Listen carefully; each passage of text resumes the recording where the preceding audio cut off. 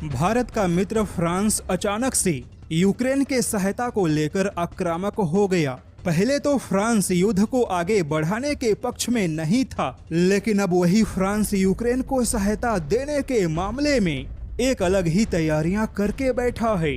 यहाँ तक कि फ्रांस ने यूक्रेन में अपनी सेना भेजने की बात कह दी, लेकिन अब इसी को लेकर जर्मनी और फ्रांस के बीच में बहुत बड़ा मतभेद हो गया। दरअसल यूक्रेन में सेना भेजने पर विचार कर रहे फ्रांस के ऐलान को लेकर जर्मनी और फ्रांस के बीच में अब तक का सबसे बड़ा मतभेद सामने आ गया।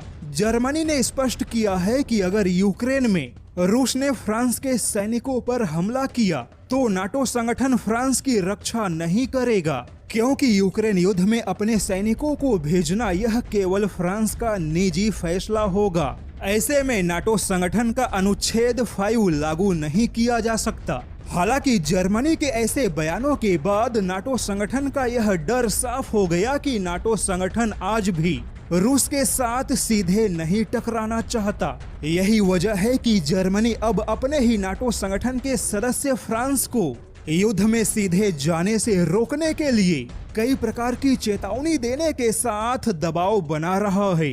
हालांकि अब ऐसे में यूक्रेन को यह समझ लेना चाहिए कि जो नाटो संगठन अपने ही सदस्य फ्रांस की सहायता नहीं करेगा, तो फिर वह नाटो संगठन भला यूक्रेन के लिए अपनी सेना क्यों भेजेगा। ऐसे में नाटो संगठन यूक्रेन को केवल एक हथियार बनाकर इस्तेमाल कर रहा है और इस युद्ध में मकसद तो केवल नाटो संगठन का पूरा हो रहा है, जबकि यूक्रेन के हिस्से में केवल बर्बादी के सिवाय कुछ भी नहीं है।